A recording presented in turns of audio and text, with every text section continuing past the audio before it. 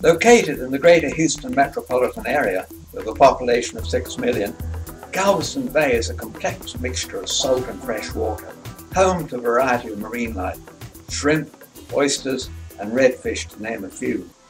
The seafood harvested places the bay second only to the much larger Chesapeake Bay in product landed and marketed. The ecological survival of the bay, with an average depth of 8 feet, is a delicate balance between competing interests. The Port of Houston Ship Channel, dredged to 40 feet, runs through the shallow bay, and the increasing urbanization of the area results in more household debris being washed into the bay from the network of bayous around the city. On the west side of the bay, midway between Houston and Galveston, are Clear Creek and Dickinson Bayou. This year, the Clear Creek Environmental Foundation are including Dickinson in their annual cleanup.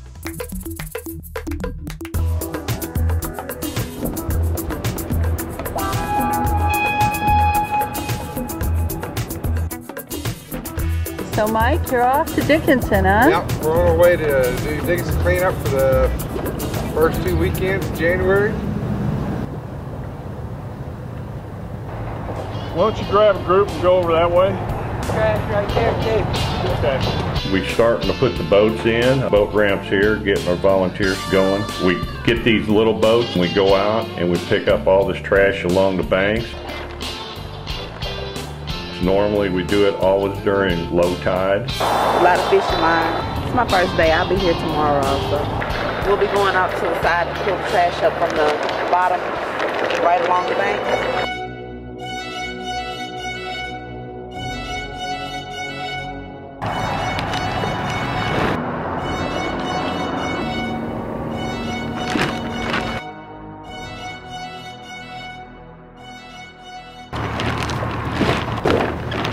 We have bags, boats, and we have barges. What we do is we pick up all this debris on the banks, we put it in this boat right here, and then we run it out to the barge, unload it on the barge.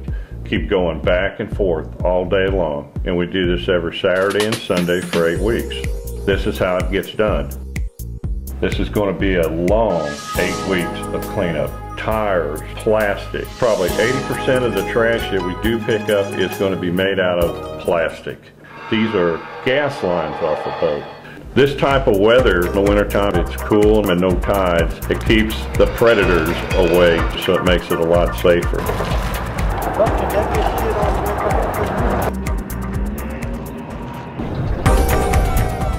It's soft mud. Yeah, real soft mud. Now we're on Dickinson Bayou, getting off in this mud, and you'll sink about 1.5 feet in the mud. We get off, hold the boat closer, get the volunteers as close as we can to these shorelines.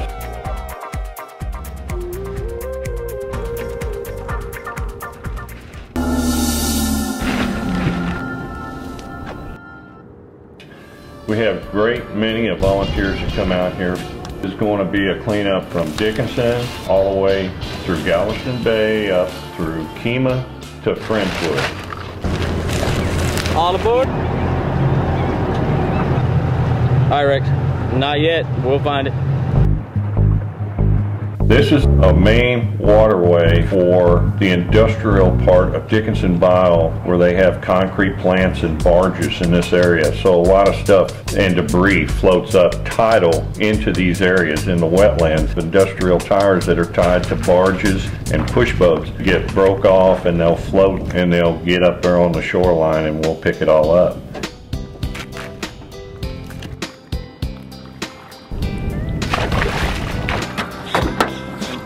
Moving along the bayou here, you can see this is part of the industrial part where they have a lot of machinery, but you can see the tires on the side of the barge, and those break off and they'll float up, but we'll get them. Right on the other side, barbed wire bit. Wait till you see what we bring out from here. We found a porta-can that floated back in there, and we're getting on there, and things seem to be working pretty good so far, but you just have to be very careful what you do with these things because they are dirty.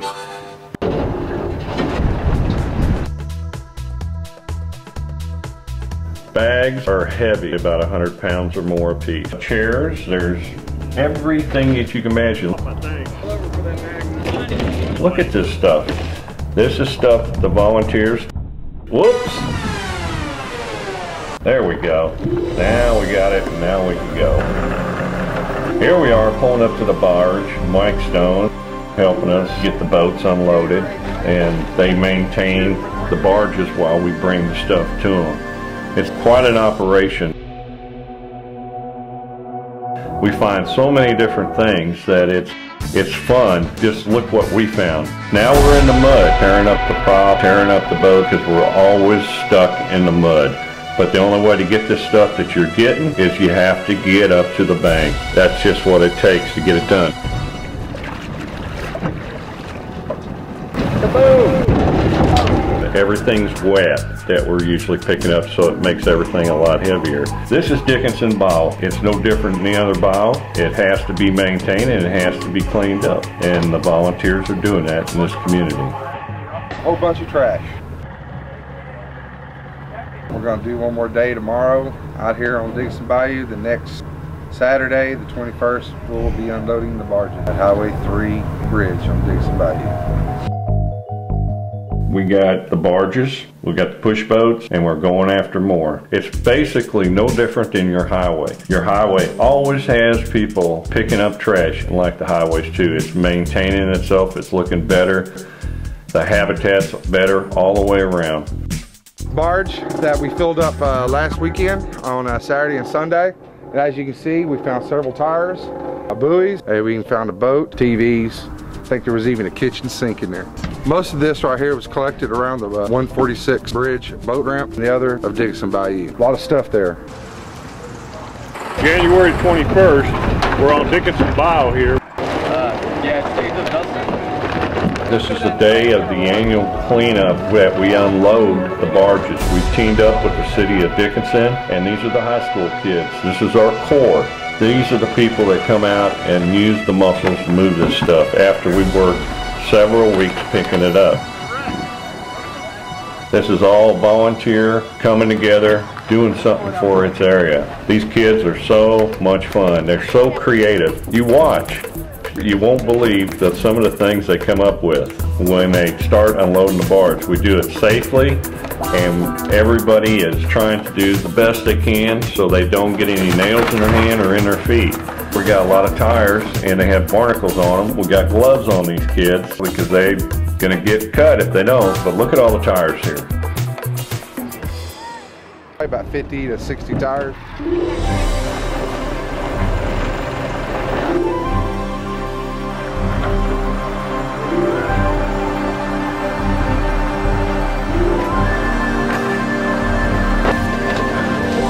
There's a door, there's the side of a building.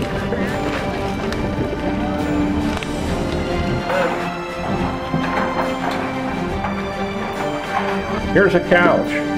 Everything you find, gas, LP gas, and a TV.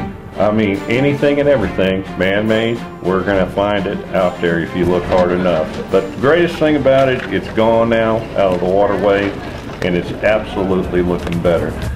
This is one of the boats we found out there, and it was sunk. We figured out this is going to be a great boat for the future of the Clear Creek Environmental because we plant a lot of grass and habitat areas. We could use this boat, put the grass in it, take the kids out there, float that boat with the grass to the area we're going to plant in. Look at this. These are the kids that are having fun, and that's what it is. If you're having fun volunteering, you're going to come back, and that's what I like to see. These kids are happy, they feel good about what they're doing, they're also learning about their waterways.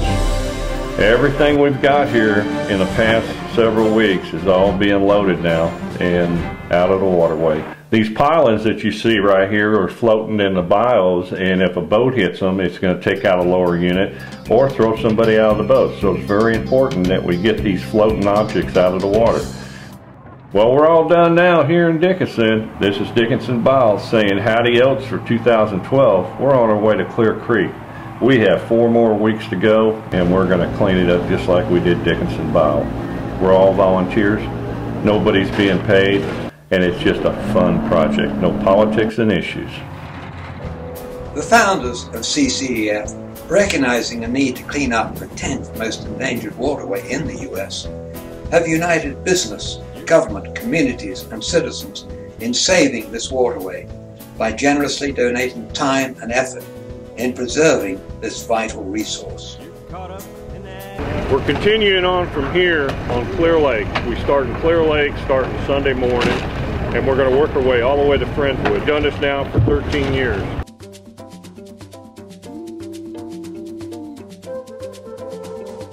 Today we're at Randy Hall and Joanna Gates and Brian Gates Marina. We are now unloading these barges onto the main barges that are going to be coming up for the annual cleanup.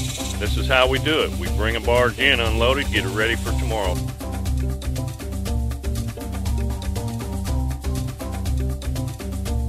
Life jackets are in that dock box.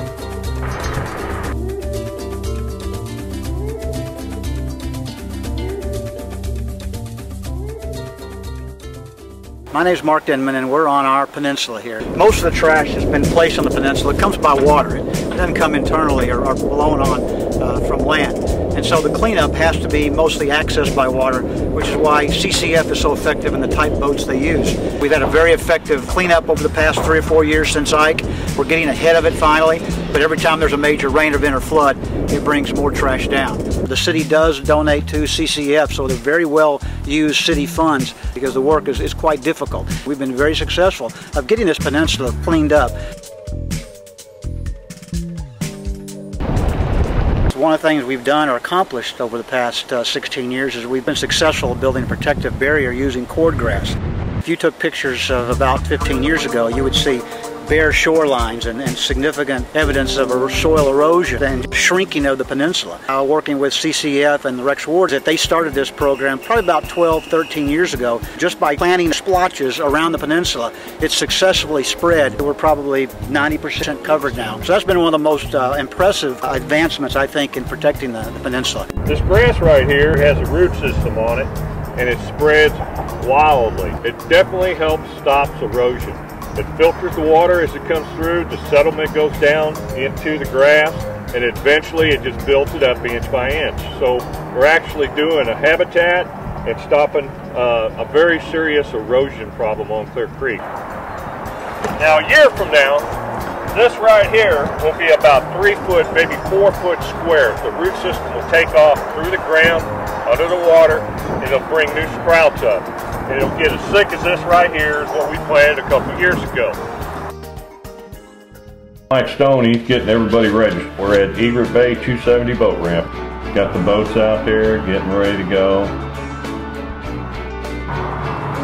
This is Clear Creek around the Highway 3 bridge area. Tide's up a little bit high today. We'd like to see the tide about 3 foot away from the bank. Right now everything is just kind of dormant and winterized. In about a month from now, all this grass will be about 2.5 foot high, so it'll be very difficult to get the trash. We hit many areas and many different areas. This is a brushy area. Here we are in the upper reaches of Clear Creek. My name's Captain Tim Bradbeer. I'm a fishing guide in the Galveston Bay area. We're in a little brackish area where you'll catch a redfish, and then you may catch a bass. This is a largemouth bass, because the mouth is obviously large. Is about 3 pounds, maybe more. Pregnant female, which means there'll be bass in here for a long time, as long as people don't keep them. Practice catch and release. We'll certainly catch and release if you're not fishing for food, and it has allowed us to do a lot of scientific observation of what's happening in our bays and estuary systems as well as the Gulf. It's a very unique watershed that we're in right here. Even though we're getting into the upper reaches of fresh water, it's still a tidal creek. Tides can rise or fall anywhere from 1/2 foot to 2.5 feet. Tide's out, it's about 3 foot away from the grass, and this gives us the opportunity to get the trash out from underneath the trees in the area that we're trying to work. But we set out volunteers all up and down these biobanks. And when you have the big full tides, means extremely high tides, any trash that's up on the bank will get sucked out when the tide goes out, and bring debris into the waterways, and there could be hazards to navigation that you're not aware of. So this cleanup is very important as far as, you know, navigation goes, and it's just aesthetically pleasing just to be able to drive down Clear Creek and just look on the bank and not see a white trash bag or pieces of plastic, because plastic, something is not going to, it will not decay. It's going to be there forever. Here's plastic. It's plastic, plastic, plastic, plastic, just about everything. Balls, footballs, tennis balls, and all that come out of your storm drains from roads or people's homes whenever it rains. It's a shame when it starts affecting the birds and the wildlife in the area. We have flat areas, we have wetland areas, we have areas that are on top of banks. The water will drop that stuff behind the grass, behind the bushes, and we just get these big heavy bags donated from these oil companies that help us so much. You could drag these bags. You can't take a Glad bag and expect to do what you're doing right here. These bags are very heavy duty bags. These bags cost $3 a piece. You have to have tools, and this is a tool here that you have to have when you're doing this kind of work. Been a real good day on the banks. They picked up quite a bit of trash. You keep doing that every day, that adds up. You see a clean shoreline, clean mud there. That's a good indication of the health of the creek. That has to do with, in part, the Clear Creek Environmental Foundation, our efforts to remove solid waste from the creek, as well as other agencies and entities that are watchdogs, our bays and creeks and bayous in this area. Watching things like overload of bacteria. When we have bad water in our creeks, and that means it's going to go into our bay, and then from the bay it's going to go out to the Gulf. Galveston Bay is, of course, one of the greatest natural resources that Texas has. We want to keep it healthy as we can. And you get the trash out, the native grasses, the marsh grasses can begin to grow and create more habitat. When you have a bunch of trash along the shoreline, it inhibits that growth cycle. We have stockpiled on 3 different barges throughout the past 4 weeks on Clear Creek. Mike's coming down Clear Creek towards Highway 270, Egret Bay, and he's going to hook up with another barge here. Something around the propeller? Oh, the propeller's just chewed up from trying to get shallow water to get the trash. We go through lots of those. Mike Stone, he is our #1 mechanic. This is where we keep these barges until our day of the event. It's a safe harbor. Very important, everything we do here is safe, that everything is tied up correctly. Well, it's a typical cleanup here on Clear Creek, February the 18th, 2012. We got tremendous amount of weather coming down. The river's coming up, but it hasn't stopped the volunteers. They're out here just like they always are. Get it done. This is the big day, the annual event.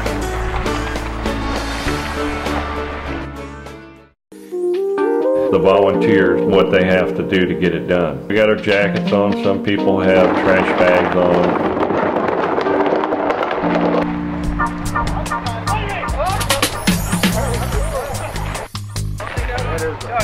This year we picked up around 120 tires that are coming in. People had discarded them in the wrong place, and we're doing something about it.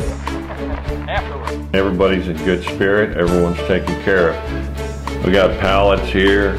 There's a TV. We had TVs in Dickinson on the bayou. Now we got TVs here, and they float everywhere. We have anything and everything you could possibly imagine.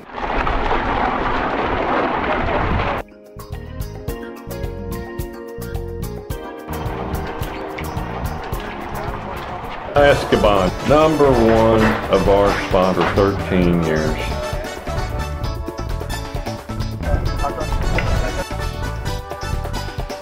Very much. Thank y'all for doing this. Mission accomplished.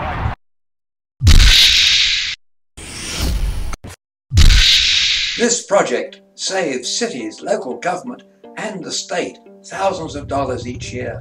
It serves as an example of how volunteers working together can make a difference in their part of the world. It gives back to the state of Texas, and everyone is proud of being part of this.